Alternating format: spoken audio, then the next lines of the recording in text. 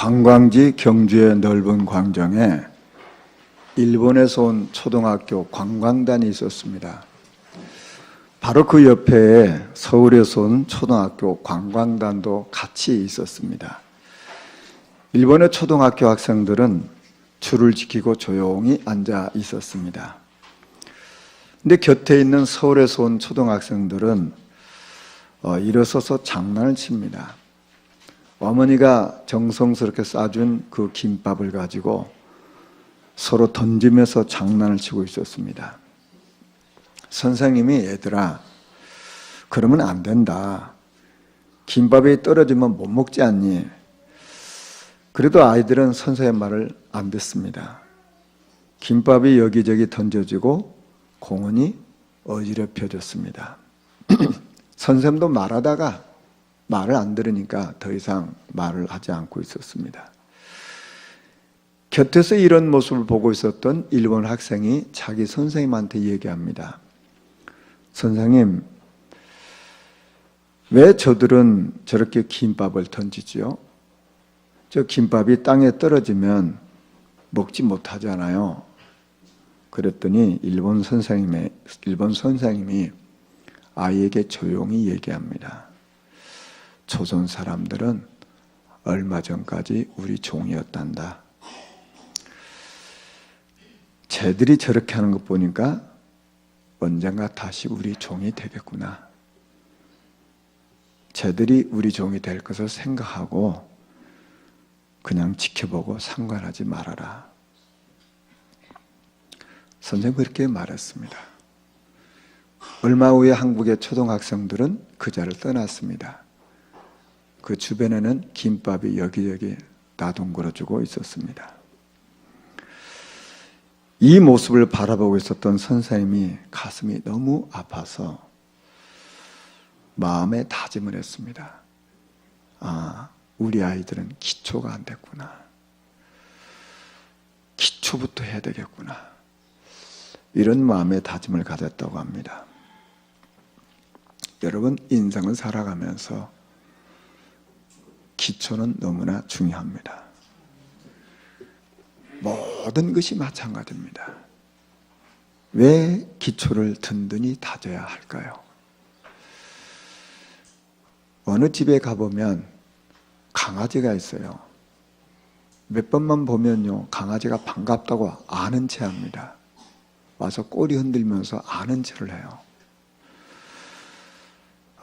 그런데 기초가 안 된 사람은 사람을 보고도 인사도 할 줄 모릅니다. 감사한 것을 감사할 줄도 모릅니다. 이것은 분명히 병입니다. 기초가 안 된 사람은 어디에서도 쓰임받지 못합니다. 기초가 안 된 사람은 어느 날 분명히 무너지게 돼 있어요. 사람이 사람을 보고 반가워할 줄 알고 인사할 줄 알고 고마울 줄 아는 것, 이건 가장 기초입니다.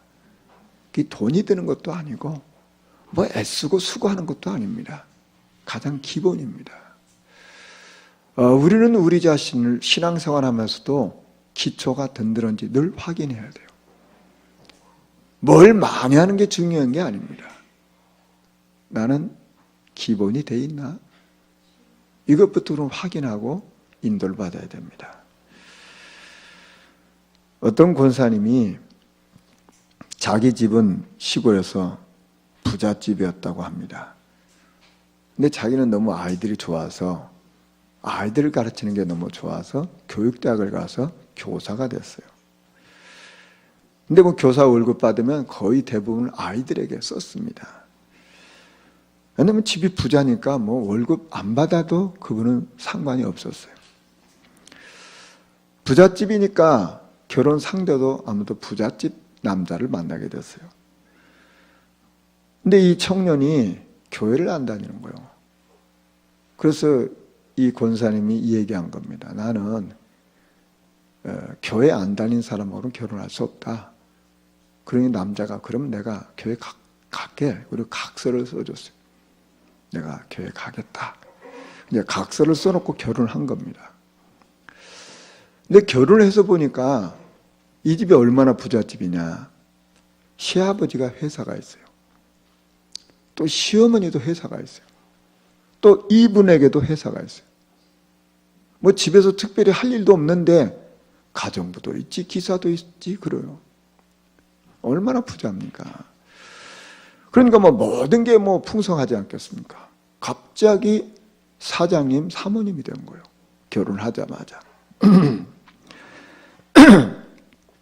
그런데 이 시부모님이 절을 열심히 다니는 분들인데 단독으로 절을 졌어요.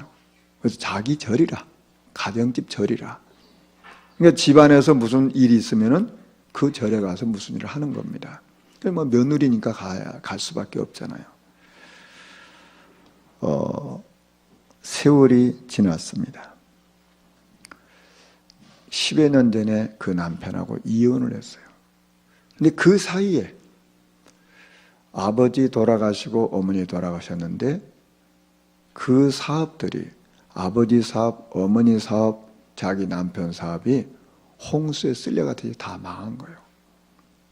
너무 비참하게 돼서 그래도 옛날에 남편이니까 거지같이 살면 안 돼서 자기가 도와줘가지고 살 수 있도록 집세도 주고 이렇게 하고 있어요. 왜냐하면 자기 아이가 있으니까.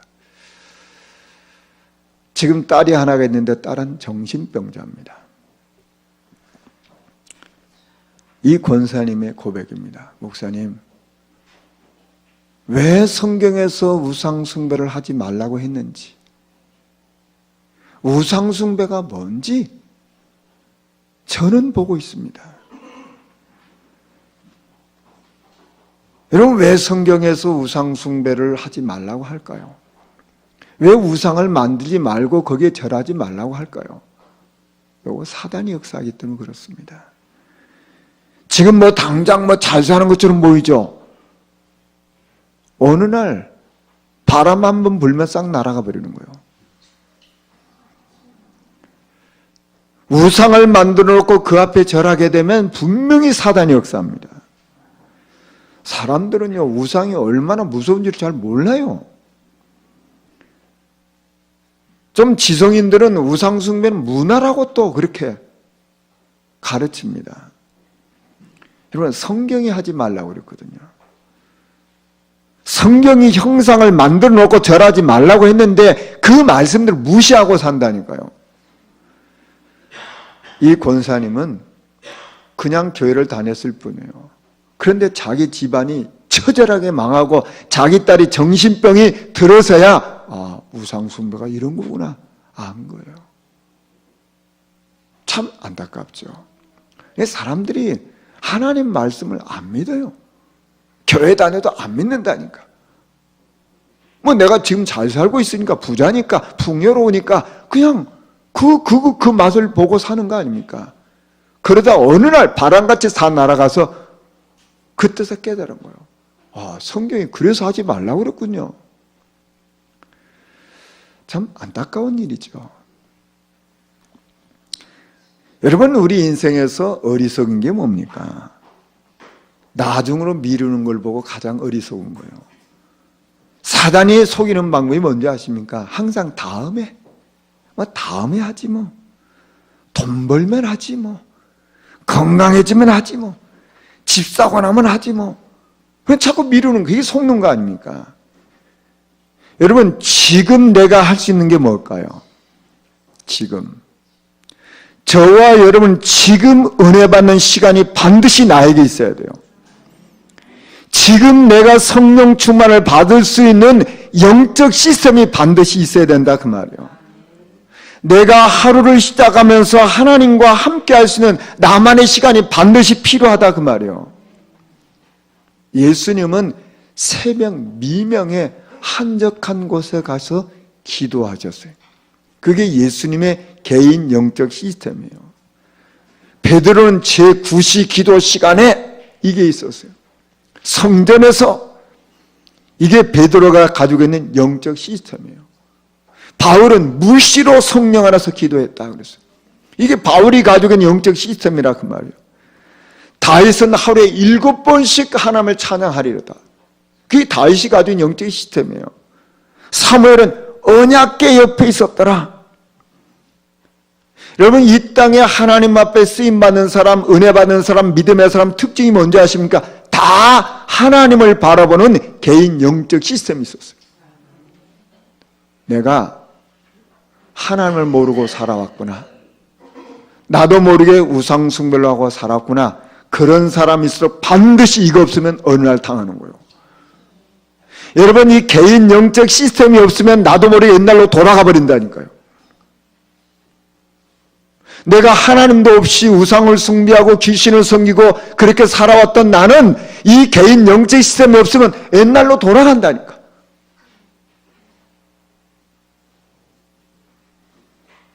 이게 영적인 것이 사실이라면 매일매일 하나님을 바라볼 수 있는 이게 우리에게 있어야만 승리하는 거예요. 그래야만 인도를 받는 거라 그 말이에요. 근데 사람들은 이런 거 굉장히 우습게 여깁니다. 그러니까 우습게 여기다가 우습게 당하는 거예요. 그것처럼 어리석은 거 어디 있습니까? 뭐 조금 나아짐을 하지. 아니, 지금 내가 할 수 있는 걸 찾아야지, 지금. 지금 내가 은혜 받았으면 내 방법을 찾아낼 거 아니냐. 그래. 우리는 이거, 뭐 돈이 듭니까? 뭐 힘이 듭니까? 내가 할 수 있는 거 찾으면 되는데요. 그래서 저는 오늘 찬송가 284장을 선택했어요. 주의 그 사랑 한량 없도다. 여러분, 우리가 어디서 빠져나왔나요?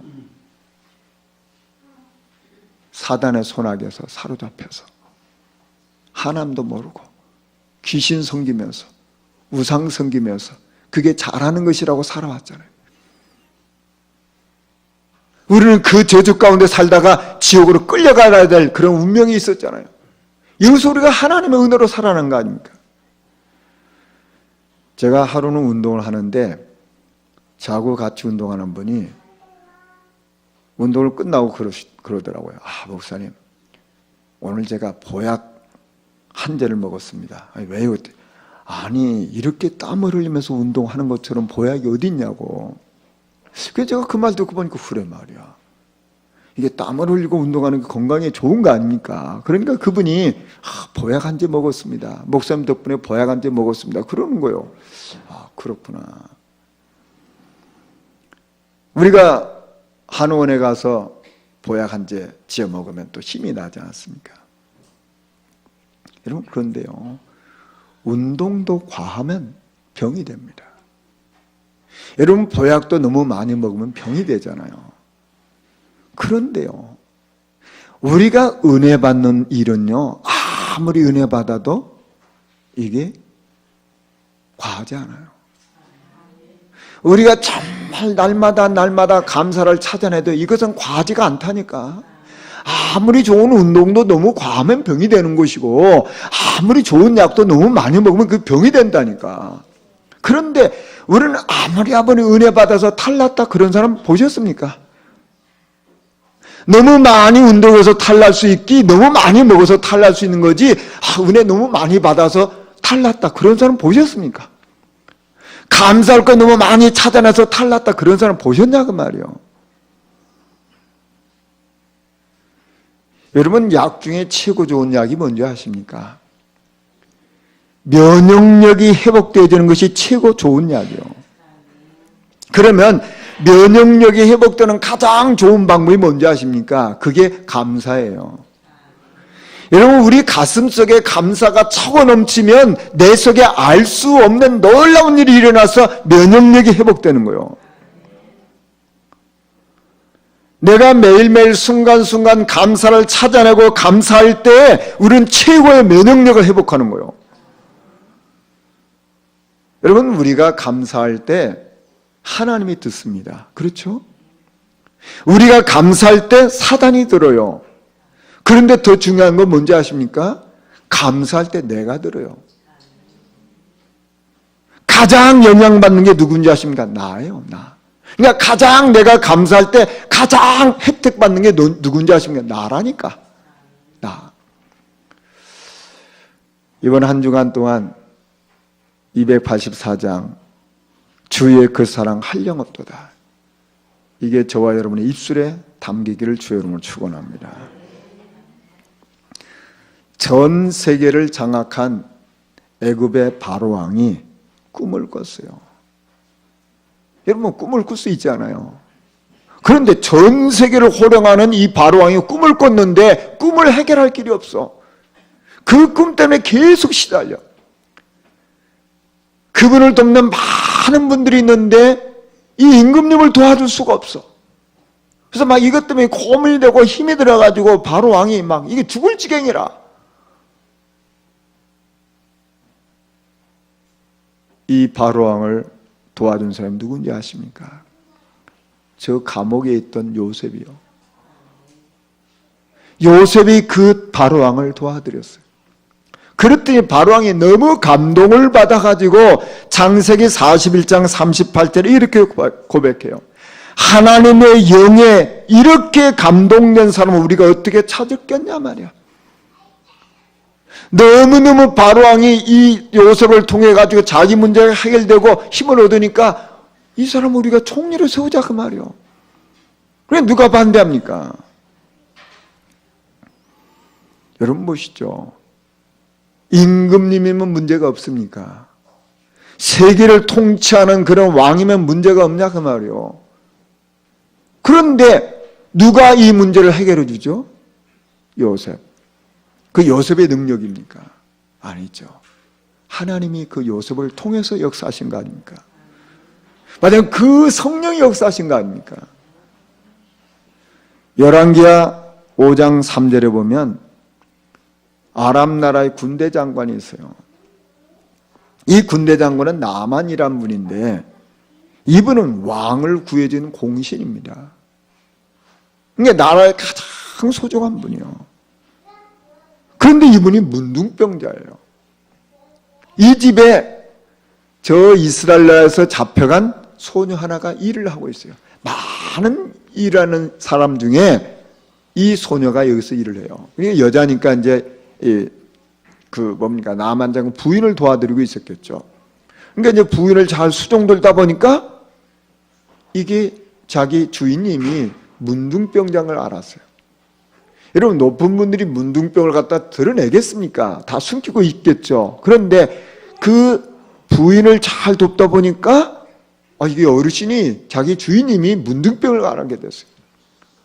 그러니까 여자 주인에게 얘기한 거예요. 사모님,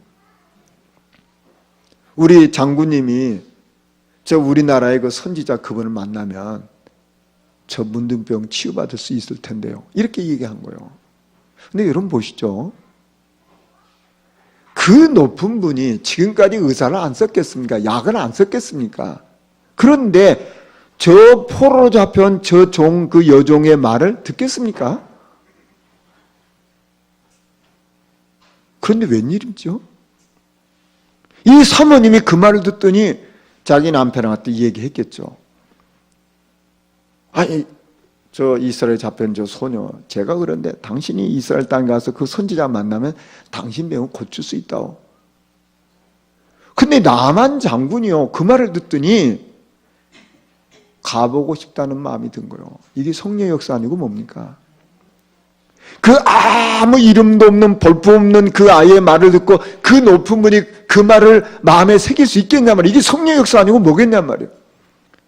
그러니까 임금님한테 찾아간 거예요. 임금님, 우리가 잡아온 저 포로 저 소녀 하나가 그런데 자기 나라 자기 고향에 선지자 계신데 그분을 만나면 내 병이 낫겠다고 합니다. 그러니까 임금님이요, 자기 생명을 구해준 충신이 낫겠다니까 뭘 안 했겠냐 말이에요. 지금까지.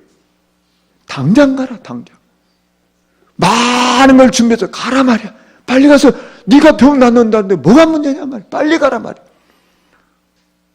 여러분, 이게 사람이 하는 일입니까? 성령의 역사한 거 아닙니까? 그래서 나만 장군이 문둥병에서 나았다 그 말이에요. 여러분, 무슨 얘기입니까 지금? 우리는 아무것도 아닌 것처럼 보이는데 정말 인생의 문제와 화답되신 그리스도를 말하는데 거기 성령의 역사하신다 그 말이에요. 그 바로왕이 감동을 받고요, 나만 장군이 감동을 받고 이런 역사가 일어나는 거예요. 여러분, 높은 사람 문제가 없습니까? 임금님 문제가 없냐 그 말이에요. 나만 장군은 문제가 없습니까? 이 땅의 모든 사람은 크고 작든지 문제가 있어요. 숨기고 있는 것뿐이에요. 이 땅의 모든 사람은 이 복음 그리스도가 필요하다 그 말이에요. 그런데 그 그리스도 말해주는데 우리 능력과 상관없이 성령 역사하시니까 그 사람들의 변화가 일어나는 거예요. 저와 여러분 이런 축복을 반드시 누리셔야 됩니다. 오늘 창세기 22장에 보면 하나님이 아브라함에게 내 아들 독자 이삭을 번제로 드리라고 했어요. 이 말씀을 받은 아브라함이 삼위길 갑니다. 그래서 하나님이 일러준 그 산에 왔을 때에 종들에게 말해요. 나와 내 아들이 저곳에 가서 예배를 드리겠다. 여러분, 우리는 이 말씀 그냥 스쳐가면 안 돼요. 축복된 인생, 가장 축복받은 인생은 가장 먼저 하는 일이 뭔지 아십니까? 모든 것을 예배로 시작해요. 여러분, 예배 성공은 인생 성공입니다. 그렇다면 예배 실패는 인생 실패예요. 안 그렇습니까? 아브라함은 하나님의 명령을 실천하기 이전에 가장 먼저 해야 될 것이 무엇인지를 분명히 아는 사람이에요. 예배하겠다 그 말이에요. 사단이 우리 인간에게서 뺏어간 게 뭡니까? 많은 것을 뺏어가는데 결정적으로 뺏어가는 게 뭡니까? 예배를 뺏어가는 거예요. 이 땅에 얼마나 많은 사람들이 예배를 뺏기고 있습니까? 뭐 세상에 좋은 게 많잖아요. 그럴듯한 게 많잖아요. 그것 때문에 예배를 뺏기는 거예요. 이게 사단에게 속는 거죠. 로마서 12장 1절에 너희 몸을 하나님이 기뻐하시는 거룩한 산 제물로 드리라고 했어요. 하나님이 기뻐하시는 일을 합니다. 저와 여러분의 인생이 하나님이 기뻐하시는 일을 하게 되면 하나님 어떻게 하시겠다는 겁니까? 우리 이거 붙잡아야 되잖아요. 아브라함이 뭘 깨달았냐? 가장 먼저 해야 될 일이 뭐냐? 예배예요. 그리고 종들에게 말해요. 너희는 여기 있어라. 나와 내 아들 같이 가서 예배드리고 우리가 돌아오리라 그랬어요. 참 놀라운 말씀이죠. 지금 분명히 이 아들을 번제로 드리러 가는데 번제를 드리고 돌아올 때는 자기 혼자 돌아오는 거 아닙니까? 그런데 아브라함이 뭐라고 말하는지 아세요? 우리가 돌아오리라고 했어요. 아브라함은 누구하고 갔죠? 지금 이삭하고 둘이만 가는 겁니다. 둘이만 가면 아들을 번제로 드렸으면 자기 혼자 와야 되잖아요. 그런데 아브라함이 뭐라고 말해요? 우리가 돌아오리라. 히브리서 11장 19절에 그가 하나님이 능히 이삭을 죽은 자 가운데서 다시 살리실 줄로 생각한지라. 아브라함은 이삭을 어떻게 얻었습니까? 하나님 아들 주세요. 그래서 응답을 얻은 겁니까? 아니거든요. 아들 달라고 기도해서 응답으로 얻은 자식이 아니고 하나님이 주겠다고 약속한 자식이라 그 말이에요. 그러면 분명히 이 아들에 대한 하나님의 큰 계획이 있다 그 말이잖아요. 하나님의 방법으로 일을 하신다 그 말이잖아요. 자, 그래서 아브라함은 그 이삭을 데리고 갑니다. 하나님은 아브라함에게 명령하셨고 아브라함은 그 명령을 따릅니다. 머리로 아멘 거기서 끝나는 게 아니에요. 어떻게 합니까?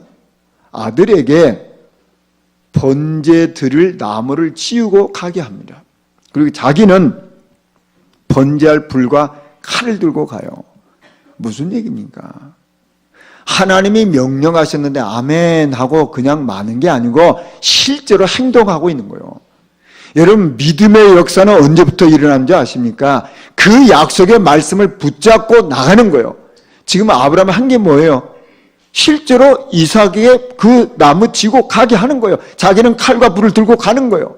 같이 동행했다 그 말이에요. 이때 아들이 이상하잖아요. 물어요. 아버지 다른 건 다 있는데 번제할 어린 양은 어디 있지요? 당연한 질문 아니겠습니까? 번제가 뭔지를 이삭은 알고 있거든요. 자, 이게 오늘의 말씀입니다. 저는 이 오늘의 말씀을 보면서 뭐 여러분도 그렇지 않습니까? 아브라함이 전혀 흔들림이 없어요. 하나님 조금도 의심하지 않아요. 하나님 명령을 따르는데 전혀 갈등이 없어요. 여러분 이상한 거 아닙니까? 아니 우리는 지금 아브라함을 계속 봐왔잖아요. 근데 지금 보니까 이 아브라함이 전혀 흔들림이 없어. 어쩌면 다른 사람 같아. 누가 이런 믿음을 아브라함에게 주셨을까요? 어떻게 아브라함이 이렇게 변화가 됐을까요? 어떻게 이렇게 아브라함이 치유를 받았을까요? 이게 하나님 은혜 아니고 뭡니까? 하나님이 역사하셨다는 것 외에 다른 말이 있나요? 여러분 아브라함이 이런 믿음의 사람이 되리라고 누가 상상했겠습니까? 계속해서 불신앙하고 부끄러운 삶을 살았고 불신앙의 열매를 보면서 탄식하며 살았던 사람 아닙니까? 그런데 오늘의 아브라함을 보세요. 저는 이 말씀 묵상하면서요, 그래, 사람을 절대로 함부로 평가하면 안 된다.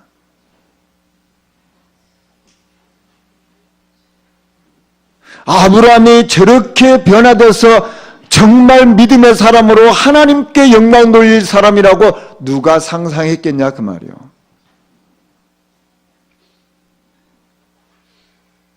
사람들은요, 에이 저 사람이 뭐 사람 구실을 할 수 있겠어? 이렇게 함부로 말합니다.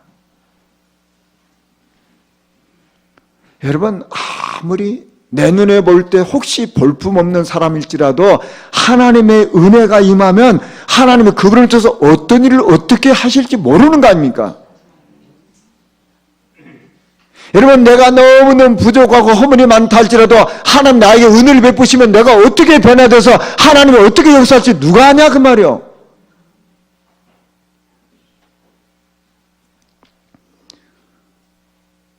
베드로가 그렇게 그리스도를 위해서 헌신하고 그리스도의 제자를 세우고 그리스도를 위해서 십자가 못 박아 죽으리라고 생각했겠냐 그 말이에요.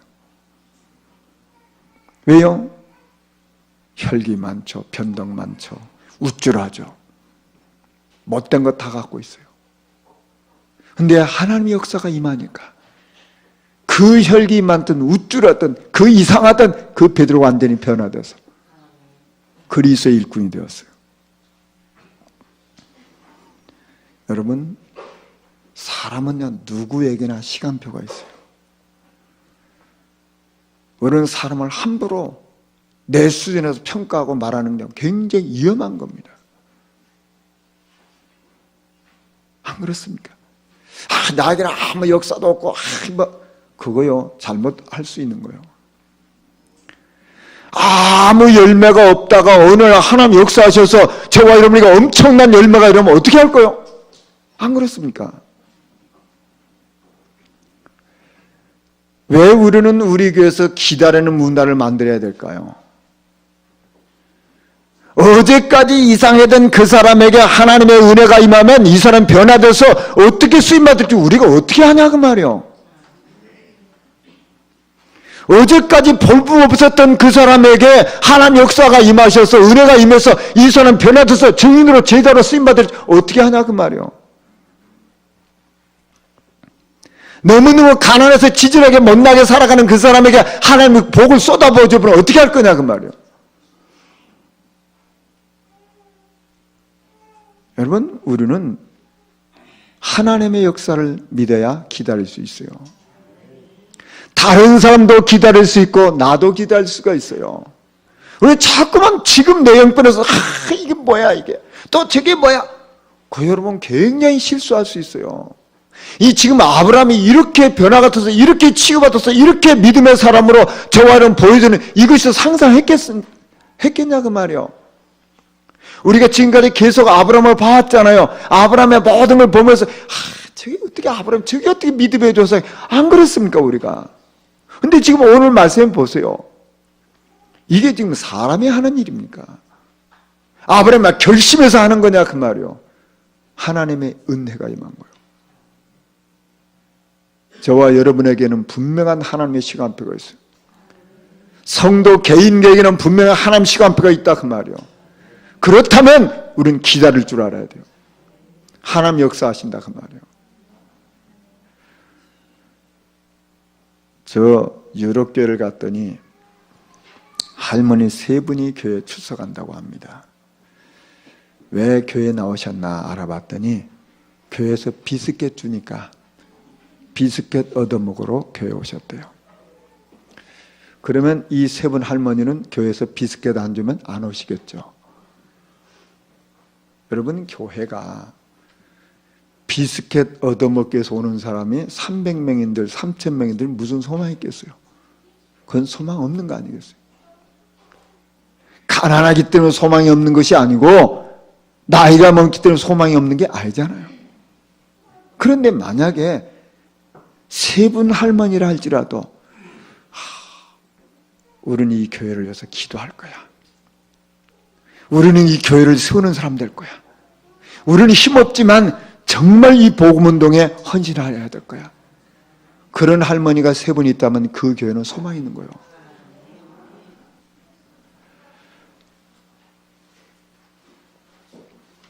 우리 한국의 초기 교회는 굉장히 어려웠어요. 교회만 어려운 게 아니고 그 시대가 어려웠어요.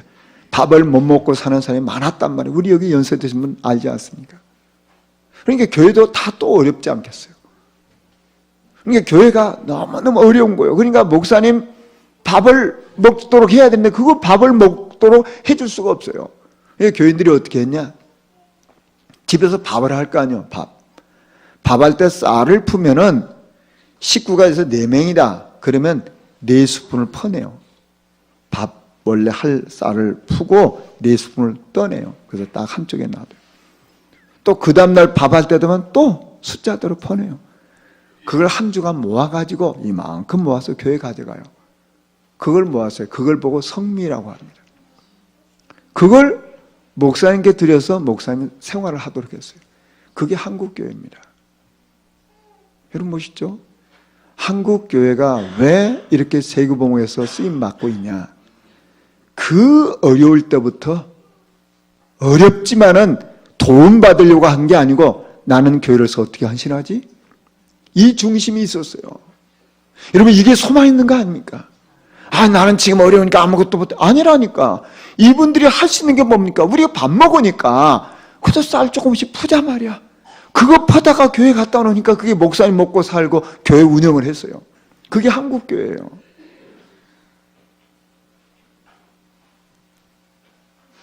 서울의 언약교회 김상민 목사님이라고 있어요. 이 목사님이 집중신학원을 신청을 했어요. 그래서 목사님 마음에 우리 교인들이 좀 많이 좀 참여하면 좋겠다. 근데 교인들이 다 어려운 거야. 그러니까 장로님들한테 얘기해서 우리 장로님들 이 집중신학을 하는데 어려운 사람들이 많으니까 교회에서 좀 재정을 대서 좀 어려운 사람들은 좀 이렇게 등록비를 줘서 하면 어떻겠습니까? 그때 장로님들이 목사님 말씀 맞는데 교회 재정을 그렇게 쓰면 되겠냐? 교회 재정인데 또 목사님 말을 듣고 보니까 또 맞잖아요. 그래서 장로님들이 그런 거예요. 목사님 꼭 어려운 사람이 있다면 목사님이 추천하면 등록비를 드리겠습니다. 그렇게 된 거예요. 이제 보니까 다 준비를 하는데 대학생 하나가 있는데 너무너무 어려운 거예요. 그래서 목사님이 장로님들한테 얘기해서 이 학생 꼭 줘야 되겠다고. 그냥 30만 원을 받아서 학생한테 줬더니 학생이 목사님 전화 안 받습니다. 아니다. 네가 꼭 훈련을 받아야 되는데 이걸 해서 해라. 그렇다면 받겠습니다. 그러더니 이 친구가 30만 원을 받더니 그날부터 아르바이트를 한 거예요. 그날부터 아르바이트를 해갖고 30만 원을 만들었어요. 그래서 자기는 교회에서 준 것 등록하고 자기 친구, 자기보다 더 어려운 친구를 설득해가지고 등록비 줘서 훈련을 받겠어요. 자, 그러니까 이런 것들이 교회 조그만 하니까 소문이 날 거 아닙니까? 그러니까 막 어려운 중에 기도하면서 이렇게 모아가지고 서로 해서 교회 재정을 쓰지 않고 서로 해서 이렇게 훈련을 받았어요. 그러다 보니까 이 훈련이 얼마나 진지합니까? 그 어려움 중에 기도하고 모아가지고 이렇게 등록을 하고 하니까 얼마나 은혜를 받아요. 그래서 참 교회가 너무너무 은혜를 받고 힘을 얻었다고 그 간증을 하시더라고요. 여러분, 내가 할 수 있는 일을 찾아서 하는 이 사람이 소망이 있는 거예요. 어디 가서 뭐 누가 안 주나? 요거요, 병든 겁니다. 그 정신병입니다. 정신병. 교회 안에는 정신병자 양성하는 것이 아니에요. 그렇지 않습니까? 제가 사역을 하는데 어떤 분이 저한테 그런 얘기 하더라고요. 목사님, 제가 지금 응답을 받고 있습니다. 그래서 무슨 응답 받고 계세요? 내가 지금 지속을 하고 있잖아요. 그래서 제가 그렇구나. 응답 중에 응답이 뭐냐? 지속하는 거구나. 여러분 보시죠. 틀림없이 응답받는 사람은 지속하고 있어요. 그렇다면 말을 바꿔서 본다면 응답받을 사람은 지속한다 그 말이에요. 안 그렇습니까? 나는 부족한데 나도 모르게 지속이 되고 있어요. 우리 주님께서 예루살렘을 떠나지 말아라. 아버지 약속을 기다리라고 했잖아요. 여러분 보시죠. 믿음의 사람, 응답받는 사람, 축복의 사람 특징이 뭔지 아십니까? 누가 알아주든지 안 알아주든지 상관없이 지속해요. 하나님의 역사가 일어나면 하고 안 일어나면 안 하고 그건 아직 일꾼 아니거든요. 여러분, 장사하는 사람은 이익이 있어야 장사합니다. 그렇지 않겠어요? 장사하면서 이익이 없으면 누가 장사하겠냐? 안 하죠. 신앙생활은요, 장사하는 것처럼 하는 게 아닙니다. 나에게 전혀 역사가 없어도 우리는 하나님의 자녀예요. 나에게 아무런 응답이 없어도 예수는 그리스도라 그 말이에요. 나에게 아무 전도 열매가 없어도 예수는 그리스도예요. 이걸 정말 붙잡으셔야 돼요. 유 목사님이 선교사님들에게 이런 메시지를 하시더라고요. 선교사님들이 그 현장에서 70년을 복음을 전했는데 한 명의 열매가 안 나와도 지속하는 것이 선교사입니다. 그 자리에 있는 것이 선교사입니다. 오직 그리스도 말했는데 그 누구도 내 말을 한 사람도 안 들어도 우리는 그 말을 해야 된다 그 말이에요. 안 그렇습니까? 우리가 그리스도를 증거하는데 아무런 역사가 없고 아무런 응답이 없고 아무런 축복이 없다고 안 할 겁니까? 그러면 우리는 장사꾼이죠. 여러분, 죽어가는 이 세상에 그리스도 말고는 살 길이 없어요. 왜 그렇습니까? 사단은 그리스도 이름 아니면 절대 안 깰 거예요. 그리스도께서 십자가에서 우리 모든 죄 저주를 해결하지 않으면 죄 문제 해결 안 돼요. 그리스도께서 지옥의 배경을 꺾어버렸어요. 그렇다면 우리는 응답이 있든지 없든지 그리스도 말하는 것, 이것이 우리의 축복이에요. 여러분, 최고 응답이 뭔지 아십니까? 지속이 되어지는 거예요. 지속이 된다는 건 분명히 쓰임받는 거예요. 요한계시 1장 3절에 이 예언의 말씀을 읽는 자와 듣는 자와 그 가운데 기록한 것을 지키는 자가 복이 나니 때가 가까웁니다. 우리는 그동안 우리 성도들과 함께 전도자 대의 말씀을 읽고 듣고 암송하고 묵상하고 내 것으로 만들고 있습니다. 우리는 나도 모르게 이 복음의 말씀이 내 영혼 속에 새겨지고 있어요. 이제는 이 말씀이 어떻게 역사하는지 우리는 그리스도를 체험해야 될 시간표가 왔어요.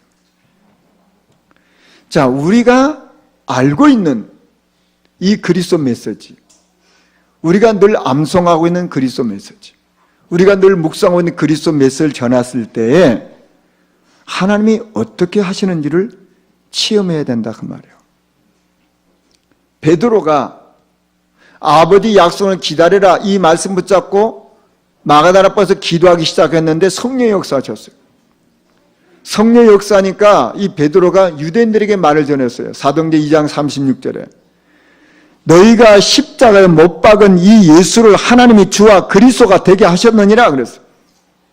지금 예수를 십자가에 못 박혀 죽은 이 유대인들에게 그리스도를 선포한 거예요. 그런데 어떤 일이 일어난 줄 아십니까? 그 강팍했던 그 유대인들이 마음이 찔려 우리가 어떻게 할꼬 이렇게 된 거예요. 이게 지금 가능한 일이냐 말이에요. 그때 베드로가 말했어요. 아 그러면 회개하고 예수 그리스도 믿어라, 세례 받으라. 그런데 어떤 일이 일어났죠? 그들이 다 세례를 받고 그 교회 안에 돌아오게 됐어요. 언제요? 그리스도 말했더니 그 강팍한 유대인들이 마음이 찔렸어요. 그래서 회개하기 시작했어요. 이게 누가 한 거죠? 그리스도 말했더니 이런 일이 일어났다 그 말이에요.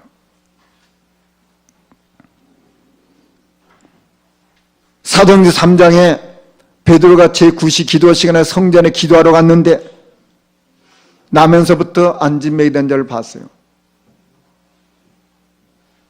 저 사람에게 정말 필요한 게 뭘까?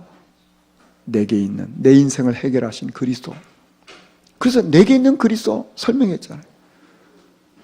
그런데 어떤 일이 일어납니까? 이 사람을 붙잡고 있었던 사단이 꺾여버린 거예요. 운명이 바뀌어버린 거예요. 거기서 끝납니까?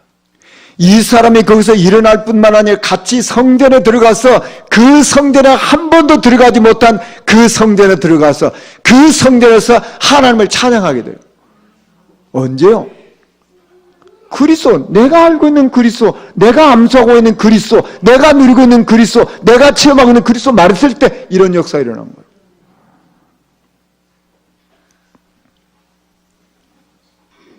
사도행전 8장 5절에 보면 빌립 집사님이 사마리아 성에 내려가서 그리스도를 백성에 전파했어요.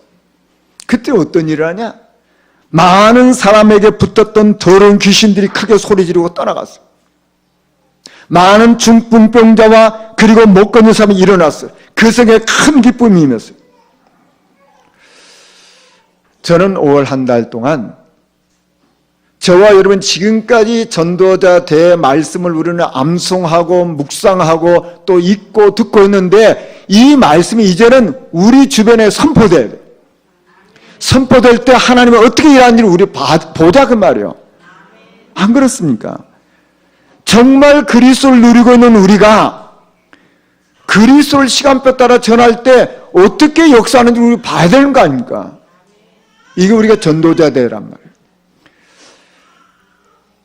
이런 축복을 우리는 5월 한 달 동안 또 인도받기를 원합니다. 말씀 정리하겠습니다. 정말 우리는 내가 어디서 빠져나온지 알았다면 개인 영적 시스템을 갖춰야 돼요. 내가 살 수 있는, 내가 응답받을 수 있는, 내가 응답받을 수 있는 개인 영적 시스템을 갖춰야 돼요. 하나님 은혜가 임해서 아브라함에게 어떤 믿음이 생겼습니까? 부활신앙을 가지게 됐어요. 저와 여러분이 하나님의 역사를 바라보고 지속하게 되면 반드시 그리스도를 체험하게 되는 겁니다. 이런 응답과 축복의 증인으로 저와 여러분 인생 쓰임받을 줄 믿습니다. 우리 말씀 생각하시면서 잠깐 기도하시겠습니다.